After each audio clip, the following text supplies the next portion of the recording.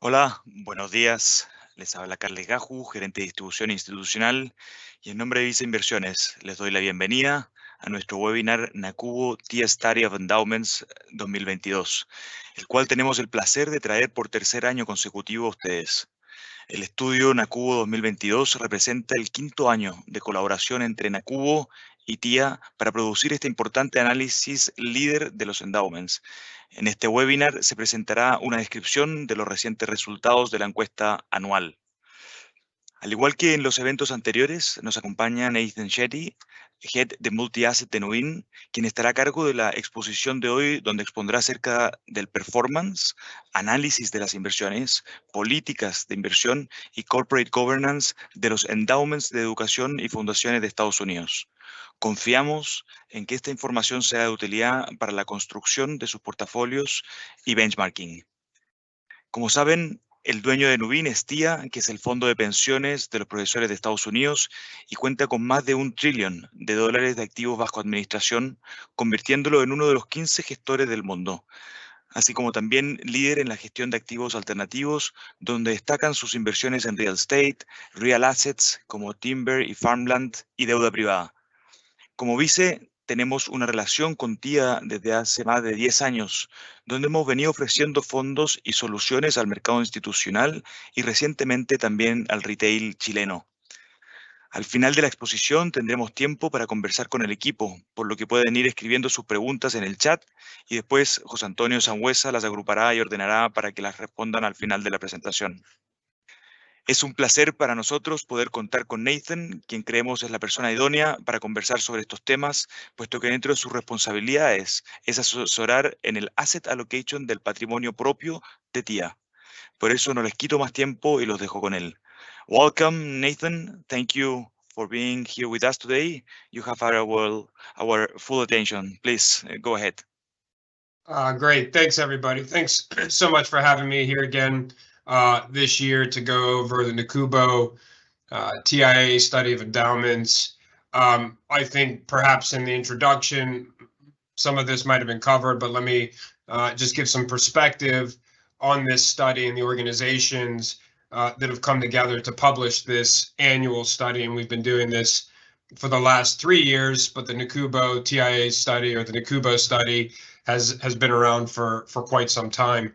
Nacubo is the National Association of College Universities and Board Officers. So this is very much around university endowments. TIAA, as you might be aware, is the Teachers Insurance and Annuities Organization. So we've been providing teachers with retirement security for over 100 plus years. Nuveen Asset Management, which is the sub-organization that I work for and represent, is the asset management arm of TIAA, which is a broader insurance company. We manage over $1 trillion of assets in a variety of strategies, products, both public and private, everything from private credit to farmland to infrastructure, of course, a variety of public equity type implementations, as well as every fixed income sector you could possibly imagine. My role at Nuveen is I run the multi-asset team here, and as the name sort of suggests, we manage money across all asset classes, equities, fixed income, commodities, FX. Our primary focus is on asset allocation, mostly from a macroeconomic perspective. So I would consider us top-down investors. We focus on, delivering thought leadership. Along with our asset allocation, we manage a variety of commingled funds and separately managed accounts. So again, very happy to be here and excited to discuss these results and engage in some lively Q&A after. So if you want to just forward the slide. This is just some stats on the scope of the study. Again, this is a very comprehensive study. It's comprised of both small and very large endowments and foundations, again, more or less geared toward the university endowment universe. I know many of you on this call today represent other types of institutions, be it insurance companies, pension plans, even wealth management, family office. This study is still applicable, and my comments will reflect on how this is applicable to a variety of other institutions. But I just wanted to set the stage and show the scope of the actual institutions that were pulled for this study and what the results are resembling, which endowments and foundations are a bit unique in their asset allocation approach. They're a bit unique in their call it investment objectives. The other thing to keep in mind, particularly as we go over the performance, all of the performance is based on fiscal year ends, which are struck on June 30th. So when we discuss last year's results, it's from June 30th, or call it July 1st, 2021 through July 30th, 2022. Then we go through all of the survey, aggregate the data, and then this report comes out, and why we're discussing it now, it's just come out a month or so ago. So just keep that in mind. It's not calendar year based. I would also say the reason why this study has become the de facto benchmark for endowments and foundations is it's the most comprehensive study of its kind. This, as you can see, it covers 84% of the market value of all endowments and foundations. The largest ones, smaller ones, no stone is left unturned. So from that perspective, it creates a very nice benchmark to understand A, what peers are doing, and B, how they're performing. And in the endowment and foundation space, peer relative performance is actually quite important. It's quite important for all other institutions as well. And again, this provides decent perspective. The second reason I'll say that this has become the de facto benchmark is, as I mentioned, it reflects a very specific style of investing, the endowment style of investing. As you all might recall, this was popularized by David Swensen of Yale, who's no longer at Yale, but really left an amazing legacy and revolutionized this approach to investing, which is focusing on private markets, still maintaining liquidity, but ultimately extracting that illiquidity premia, being heavily invested in alternatives and relying less so on public markets. That's sort of the endowment or foundation model in a nutshell. So again, this provides a very nice overview of that and how it's been performing over the years. You can forward to the next slide, please. I think this is a good slide in that it helps us refocus why we exist, why our pools of capital exist, whether it's an endowment or foundation, and in this case, particularly university endowments. This pool of capital exists to support the operational needs of the university, and you see what those operational needs look like on the right-hand side. This is all institutions. A large portion of the spend that is drawn on in that big pool of capital, the endowment, is used to support financial aid. Tuition costs are exorbitant here in the United States, and oftentimes need to be supplemented in order to attract great students, great talent, and keep that intellectual capital moving forward. And then there's a smattering of other needs and uses for universities that they're going to draw on these endowments. By and large, they are targeting a 5% spend, and I'll walk through how this leads to and is utilized to determine what the overall investment objectives are. But while I'll say that for this particular study and these participants, this is the use, or think of it as a liability, the use of this pool of capital. Of course, there's a different use and liability stream depending on your institution. So if you're a family office and the family you represent or multifamily office, perhaps the family considers themselves global citizens, in which case they have liabilities or spending needs all around the world.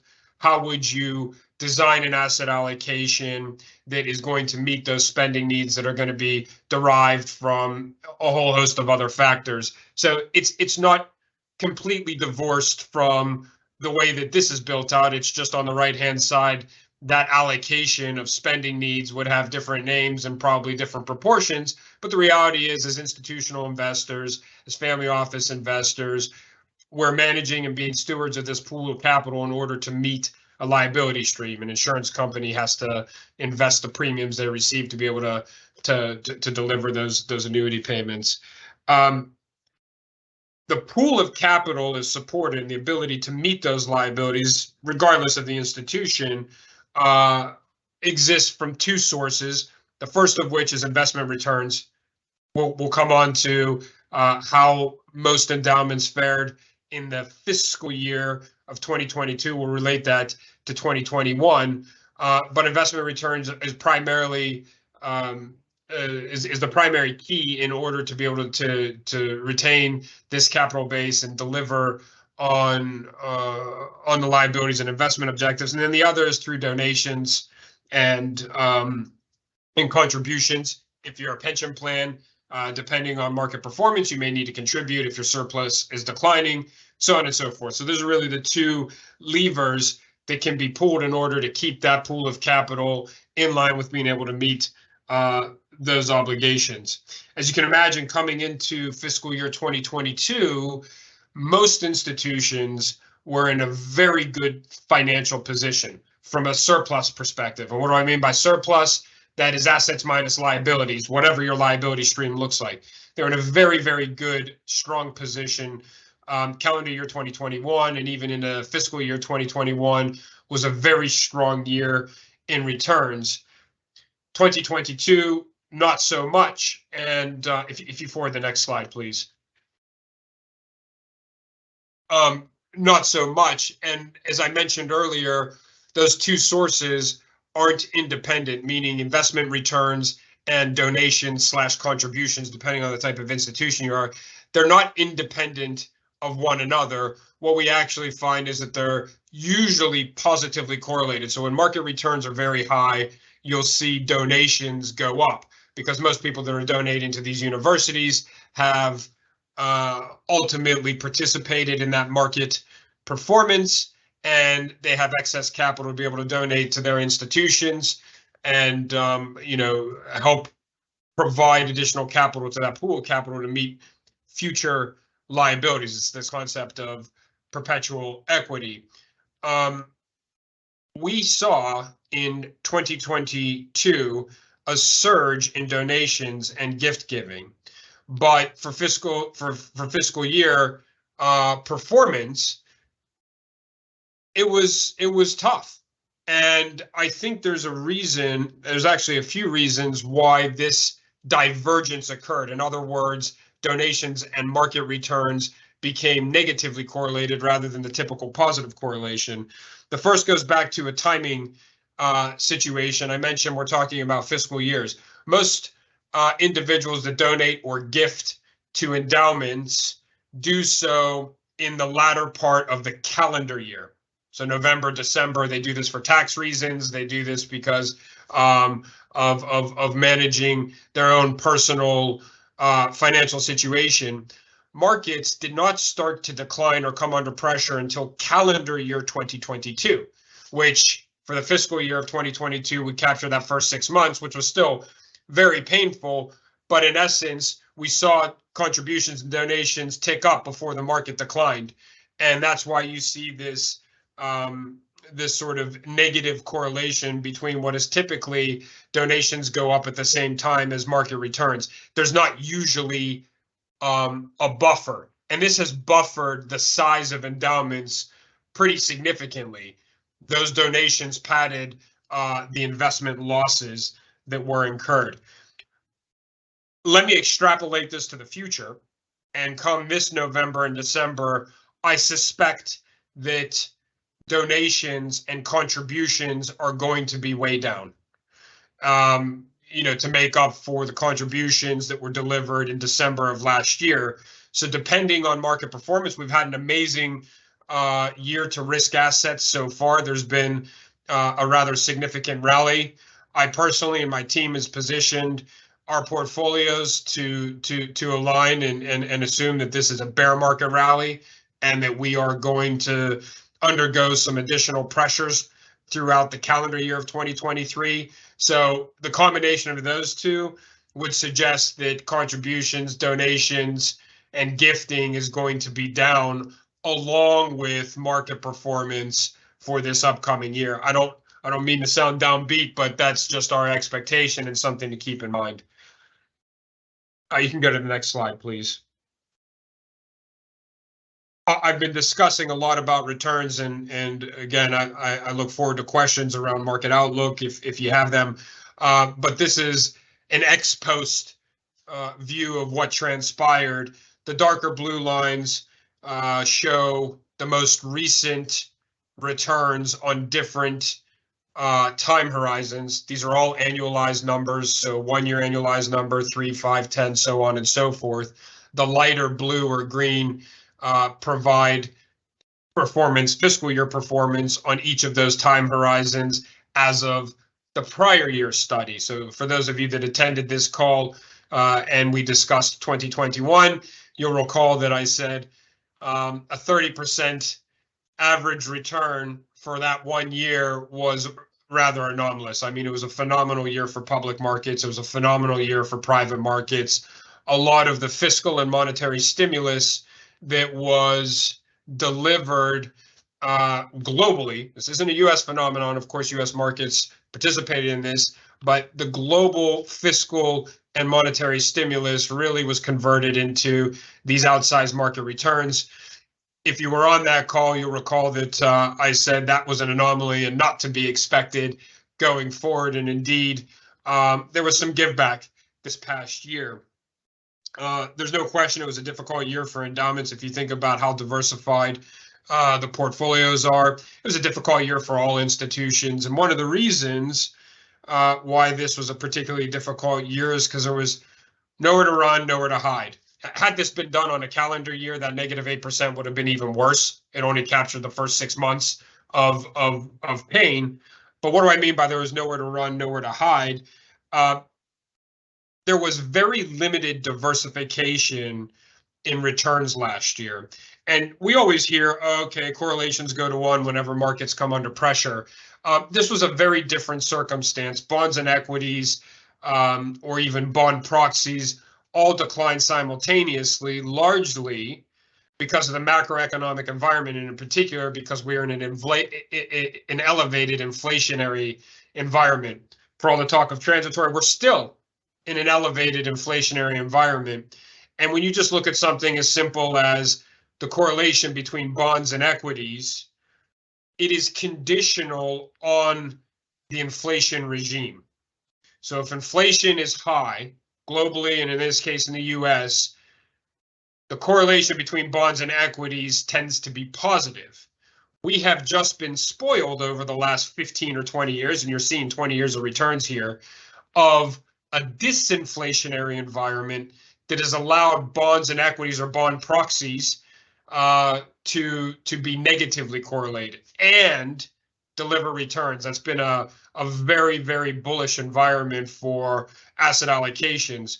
We think that environment has sort of come to a close, and institutions, whether they're endowments, foundations, or otherwise, are going to need to be a bit smarter around their allocations to deal with this lack of diversification benefit. So it's a combination of inflation and arguably the central bank's response to dealing with inflation, which was increasing interest rates. Ultimately, you want to slow the economy, place pressure on demand, and cool the economy to get inflation back under control. We're not done with that.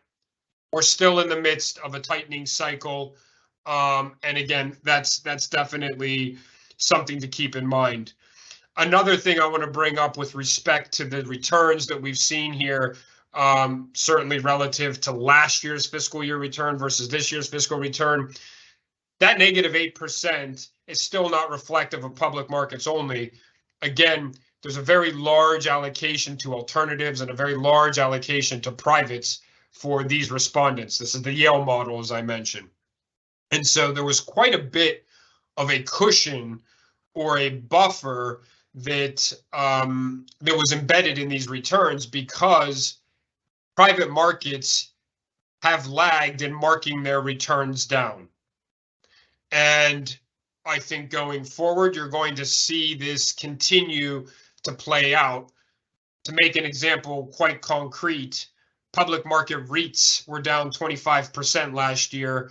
Private market real estate was up some 8 to 10%, depending on which index and which set of private, if you were to just look at the Odyssey, the NetCref Odyssey, which is open-ended, just a diversified core private real estate portfolio, that spread of 30% is not sustainable. It's one of the largest we've seen in history. And so there's going to be, over the coming quarters and years, a scenario where private markets continue to catch down. Even though I'm giving you a real estate example, this is going to happen in equities, this is going to happen in credit. Private markets catch down and public markets catch up. And so if you have an allocation, a significant allocation to private markets, I suspect as fiscal year 2023 comes out, it's going to underperform. The median that you're going to see here is going to underperform anything that we see even in public markets, because private markets are going to continue to have to mark down and come back in relation to what we've seen in the public markets. You could forward to the next slide, please. So just thinking back to that prior slide, over the long term, endowments and foundations have been just shy of their targets. I mentioned that part of the reason that we all exist as institutional investors is to be able to deliver on our long-term liability profile, whether it is an insurance company and meeting the liabilities associated with the policyholders, whether it's a family office meeting the needs for either intergenerational wealth transfer and ongoing living expenses, or if you're a corporate pension, you got to make the pension plan payments. Ultimately, these pools of capital exist to be able to deliver on those liability streams. For endowments and foundations, these are built from a sort of a bottom-up perspective with an overarching objective of maintaining their real capital base, real being the key operating word there. So this means we have to have a target that compensates us for inflation. We want to maintain capital after accounting for inflation. And we want to do so after fees and spending. So I showed earlier what the annual spend ultimately is allocated toward. I mentioned that you could be spending on any number of other things if you're a different type of institution. That tends to be rather consistent over time. You see that the spend rate is around 4.6%. We've found in the very lengthy history of the data that we've been conducting this study that annual spends will migrate between about 4.5% and 5%, depending on the institution, but on average, it's around this 460, 475. Very little variability in that. Until recently, there was very little variability in the inflation expectations.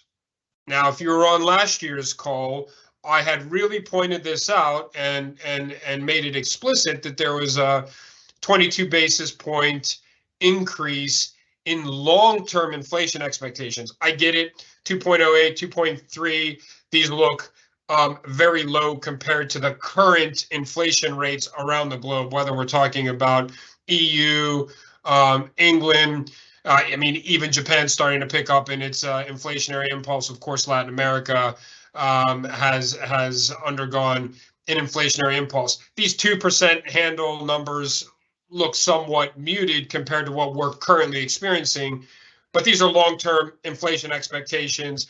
If you were to look at the tips or break-even market and think about 5 and 10-year inflation expectations, if you were to look at any of the survey data, they're still pretty well anchored at around 250. But prior to last year, this was 2% or lower consistently. Now, because of the way that endowments and foundations and their desire to preserve the real capital base is part of their explicit investment goals and objectives, their expected returns necessarily ratchet up as inflation expectations go up. So we've had, going from 2.8 to 2.30, it's ratcheted up again this year to 2.45, which again is roughly in line with long-term expectations. I think that next year, when we do this again, and hopefully you all attend, we'll see this ratchet up again, which is going to one-for-one flow through to higher expectations and return expectations for these endowments and foundations. We're pushing over 8% now. If you go back to the prior slide, just briefly. Yep, that's one. On any annualized basis, 5, 10, 15 year, 20 year, none of those have delivered, excuse me, over 8% as of this year. So it's a difficult environment, and we got to think through more appropriate asset allocations. Just forward real quick. One last point on building up return expectations. Sorry, just one slide ahead, please. Just the last point here. There's also been a systematic or monotonic increase in fees. And fees and expenses are part of the administrative expenses of managing the portfolios and the university, the endowment office, so on and so forth. But a lot of this is the investment management fees. And we've gone from 80 basis points to 115. Part of this is, again, tilting into private and alternative asset classes. There's always the statement that's made, there's no free lunch in investing. This is no exception. If you are going to counter that lack of diversification by going into private markets, by going into alternatives and more sophisticated exposures for your clients, and to meet those liability streams, it comes at a cost. And so this is another element that I see ratcheting up higher and higher, and that's going to flow through. If your desire is to be able to cover those fees, just keep in mind going into more interesting exposures is going to come at a cost. Next slide, please. Asset allocation, I've touched on it a bunch of times. It's my expertise. It's what we do. I'm a bit biased here, but to my mind, and we can actually prove this quantitatively, the asset allocation is what drives outcome. I've been discussing liabilities a lot, whether you're an endowment or foundation and need to meet the spending needs, whether you're an insurance company or family office. How you allocate your assets among asset classes from a top-down perspective will dictate your ability to meet that objective, much more so than the manager selection, much more so than whether a specific manager under or outperforms, whether or not they're overweight or underweight Google. All of that at the total portfolio level tends to oftentimes cancel each other out and become a bit noise relative to the results driven by your asset allocation. And quite interestingly, these cohorts have very different asset allocations. So even though this survey, and we've covered a specific type of investor, that is a university endowment, within that, and it's clearly a function of size, there are very different asset allocation models being deployed. The larger institutions, again, are the quintessential David Swensen Yale endowment model that's being practiced, heavy into marketable alternatives. Just consider those hedge funds, heavy into privates and venture capital. Again, extracting that illiquidity premium, really deploying that model and being less dependent on public market equity or bond beta.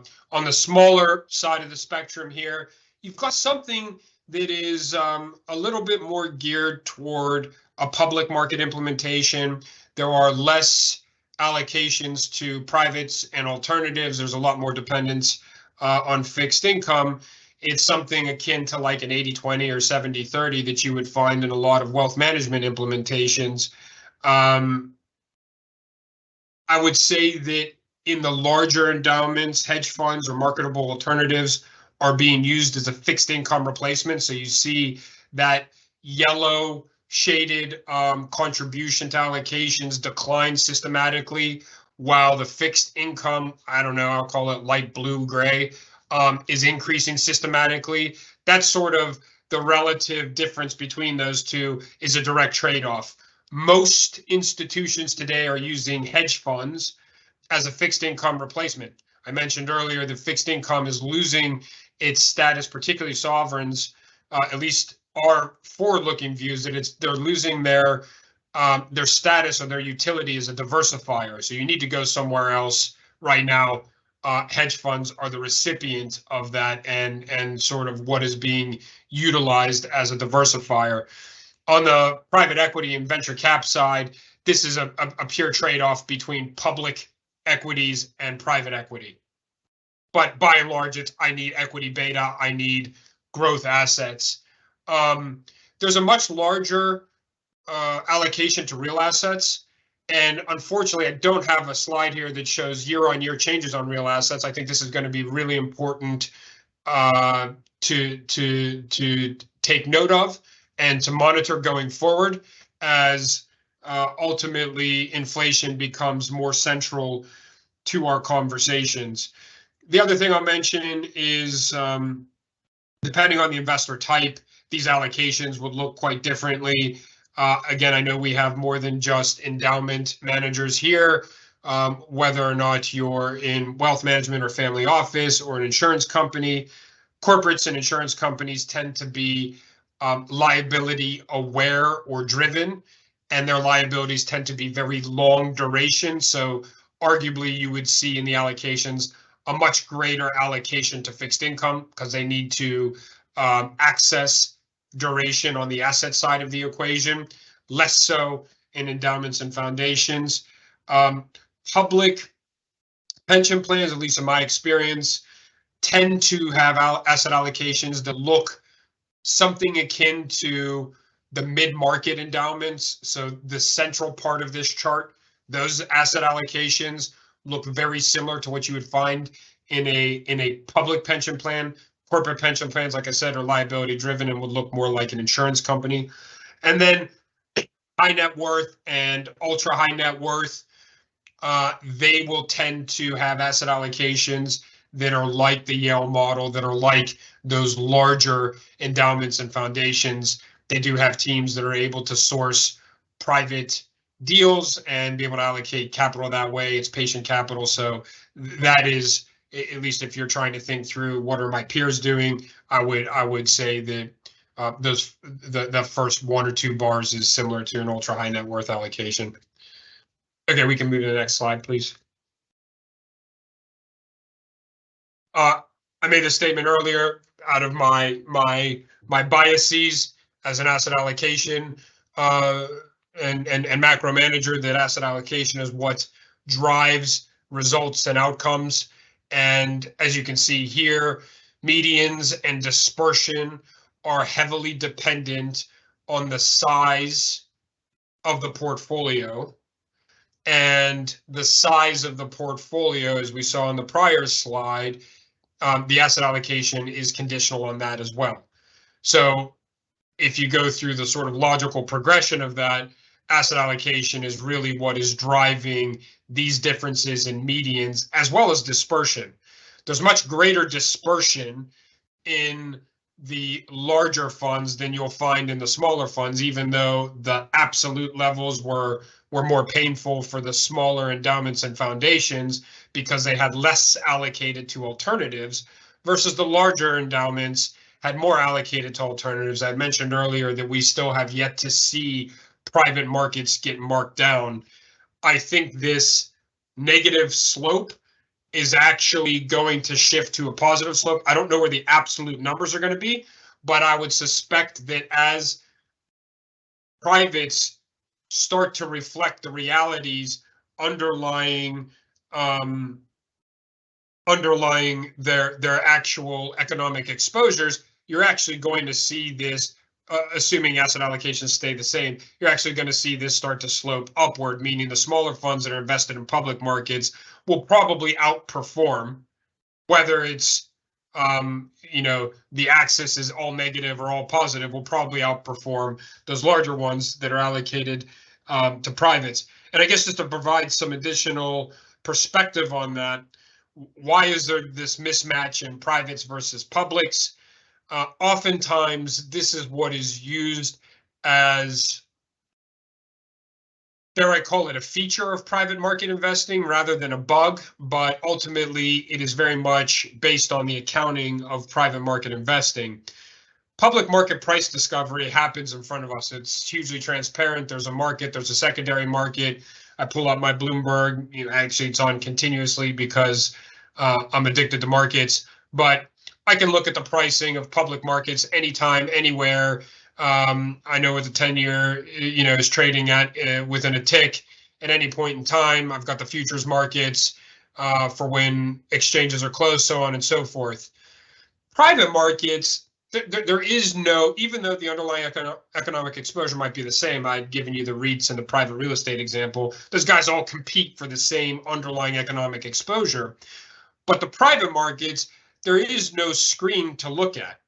One has to price those markets based on comparables that you're seeing in public markets, based on transactions that have taken place. And there's just been, basically the private market transactions have just shut down, regardless of asset class. So you don't actually have deal making on the private equity side or transactions on the real estate side, for example, taking place to have any sort of lagged price discovery either. Oftentimes, when that's not happening in the private markets, there's a valuation committee. They incorporate that information. They model it out. What are cap rates going to look like? What are vacancy rates, so on and so forth. And they mark these properties to market, or they mark these companies to market. What's the valuation? What multiples? What's free cash flow look like? They mark these to model, I should say, not market. And the model and the market are two different things. And so that whole process, that appraisal-based process, is time-consuming. It happens with a lag, and then there's a reporting lag. So you're talking about multiple quarters where this still has to work itself out into reported numbers, and that's really what we're going to see transpire. And then the other element that adds to the dispersion you see here in returns is private markets are heterogeneous. It's not homogenous the way that a public market is. You go buy the S&P, everybody owns the S&P. You go invest with a private manager, they don't have the exact same exposures or portfolio construction or allocation because it's not benchmark bound as, say, a public manager would. So that's going to create that dispersion as well. Go on to the next slide, please. I do want to touch upon ESG. This has been a topic of conversation for all institutions. In particular, it's been a topic of conversation for universities and endowments. There's been there's a host of stakeholders that are involved. There's been a call for divestment for multiple years now that has impacted the way that endowments and foundations, particularly university endowments and foundations, manage their portfolios and the exposures that they have embedded in there. I think you're seeing this in insurance companies. I think it's becoming embedded very much so in public pension plans. We see it less so on the corporate plan side. And I would say in the high net worth or ultra high net worth space, the focus is really still on risk and return, less so on ESG, but to the extent that you can align to other missions, be it ESG or impact investing, do so. Just don't give up any returns. The primary way we're seeing institutions embed this approach to investing is through picking managers that, at a minimum, utilize these factors as part of their investment process. Not necessarily that they have an ESG fund or ESG strategy, but as they deploy their active money management it's still a consideration. And by and large, as you see, we've now crossed the 50% threshold, or more than half of those that were surveyed in this year's survey are screening their managers and who they utilize as part of this. It's still in its infancy. And as an asset allocator, and from a top-down perspective, it's even more nuanced and difficult. For example, take the Russia-Ukraine war as an example. Russia was exited out of the emerging market index on any number of reasons, but is Russia and all securities associated with Russia, counter to an ESG score, when a lot of the companies prior to the invasion, a lot of Russian companies in the emerging market equity index actually scored very high on ESG metrics. So it's fascinating the inconsistencies that can exist from a top-down perspective versus a bottom-up perspective, and being able to deploy that and implement that in a consistent fashion.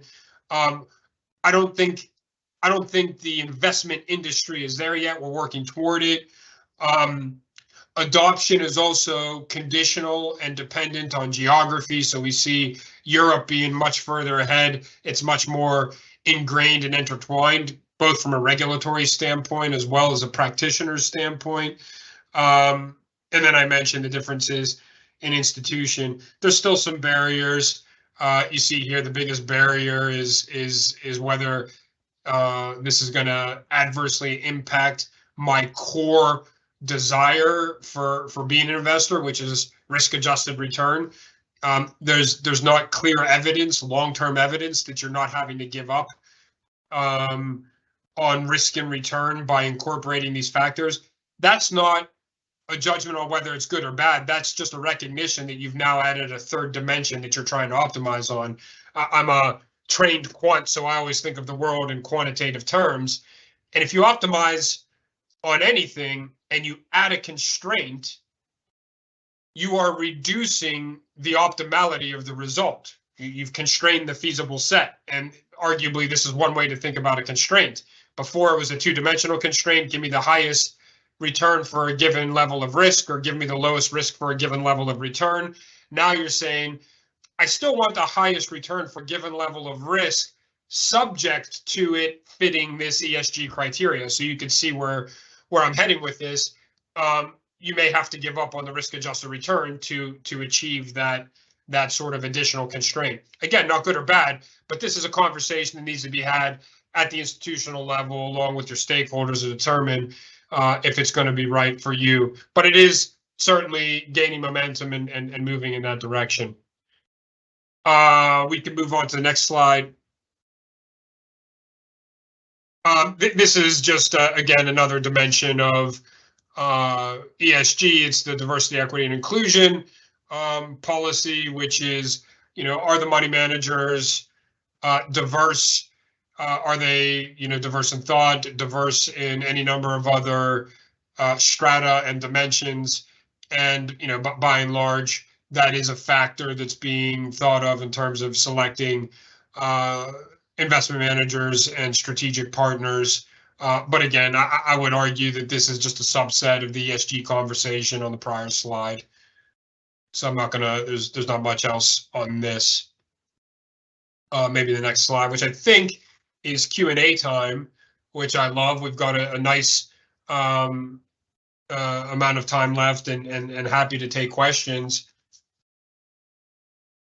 Well, thank you, Nathan, and for all the audience, thank you very much for being this morning with us. We have a lot of guys there, so thank you for sharing with us this morning. So just a quick reminder, if you want to share your question, you will see the Q&A in the top of the screen. Maybe you can share that. So in the meantime, we have a couple of questions here, and I will jump into what you cover deeply, Nathan, regarding private markets. And I think most of our investors are, arguing that in some way and how these valuation are lagged in compared with the public.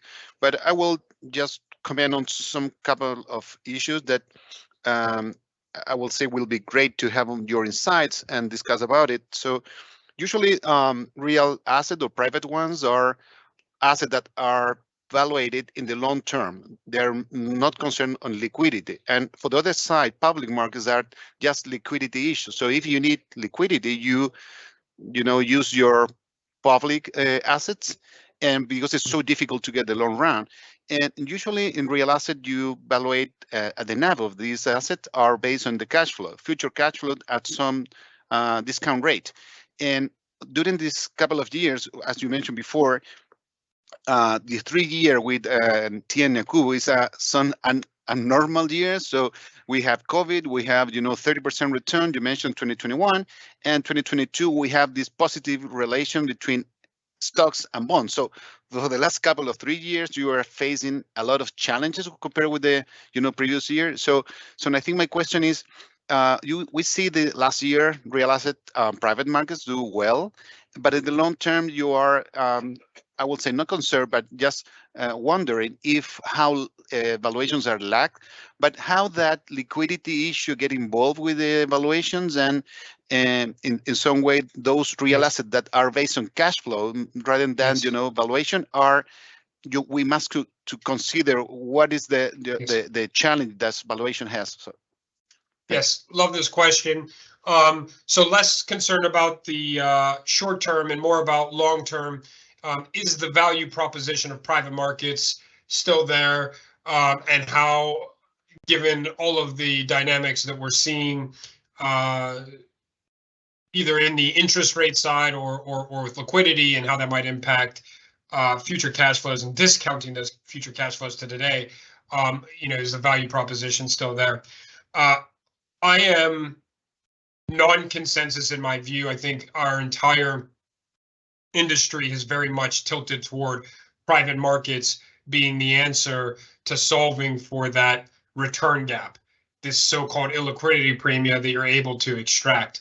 I would argue that the significant outperformance that we've experienced in private markets, regardless of the type of private market, but private markets generally, has been predicated on a low interest rate environment, and that's for multiple reasons. One, that's a very low discount rate, so when you're discounting those future cash flows, valuations go up, right? The mark to model that I mentioned.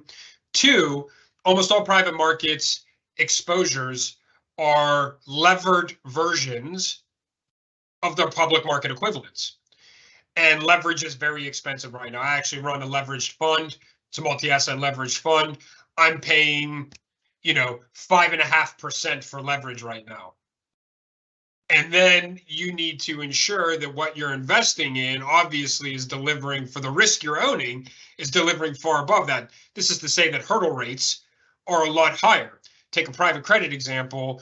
These guys are lending at now double-digit rates because they're floating rate. You got 10, 11%. For a lot of businesses, it's actually very difficult to be a going concern if your interest costs and financing costs are that high. So you have the combination of leverage not being cheap enough for this levered carry trade, interest rates being higher, which is going to reduce valuations just from a modeling perspective, and then with the demand continuing to press into private markets, I would argue that fees are going to remain elevated at least for some amount of time. All investors get is the after fee returns. Outside of liquidity, I think in the long term, publics and privates perform roughly in line with one another.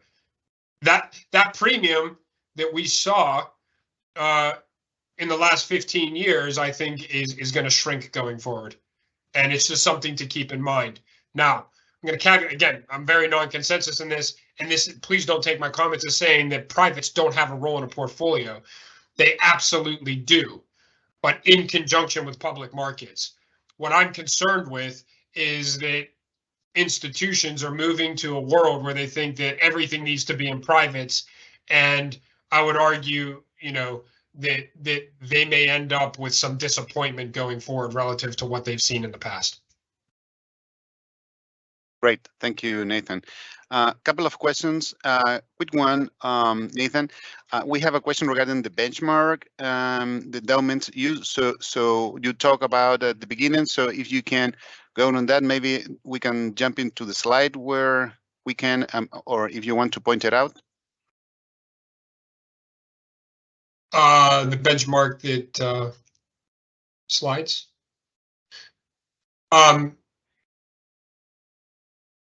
You can go. I was discussing that this study generally is being used as a benchmark.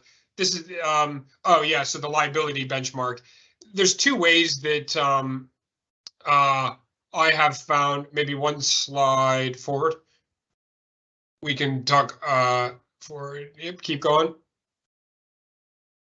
Another one. Yeah, this one.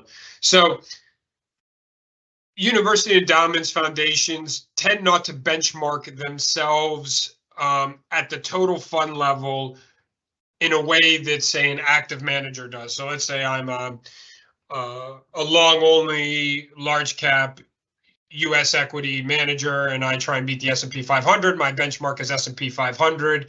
My value add, not necessarily alpha, but my value add is the difference between those two. It's very difficult to do that in a multi-asset setting because you're going to have all those different asset allocations. So there's not one asset allocation that is a global benchmark for endowments and foundations. They actually benchmark themselves on multiple dimensions. The first of which is on a long-term basis, and typically they're looking at 10 or 20-year numbers. Have they met this expected return? And it's built up in this manner: the fees, the long-term inflation, and the spending requirements. And after last year, actually they haven't. I would argue that from an outcome benchmark perspective, on average, it's not all endowments, but on average, they are underperforming their absolute return benchmark, which is now roughly 7-8%. And this changes every single year, and you would want to look at the difference between the two and then look at the long-term average. Have you been outperforming on average for these changes year on year? That's one way to look at it. Another way is to say, I have a policy portfolio, which is the asset allocation. We've shown that in another slide. Given that, I have a manager selection choice. I can do tactical asset allocation. I've got tilts that are going to take place.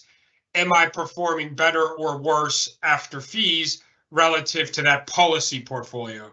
Arguably, the policy portfolio is what's going to drive my ability to meet this 7.94, 8.23% you see on your screen, and then hopefully get another 50 or 100 basis points of incremental value on top of that policy portfolio, and you can monitor it that way. And then the third benchmarking criteria that I find with university endowments is the peer relationship.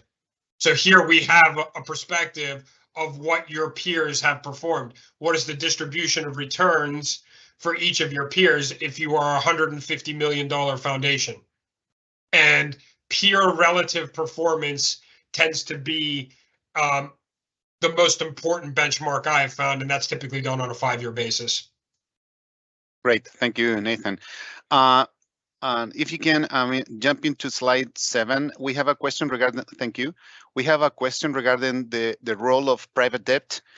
In this graph, we are seeing, private equity and venture capital. You mentioned the difference, how the biggest one, endowment, has the ability to get those type of deals and the smaller one doesn't have. But in regarding private debt, it's not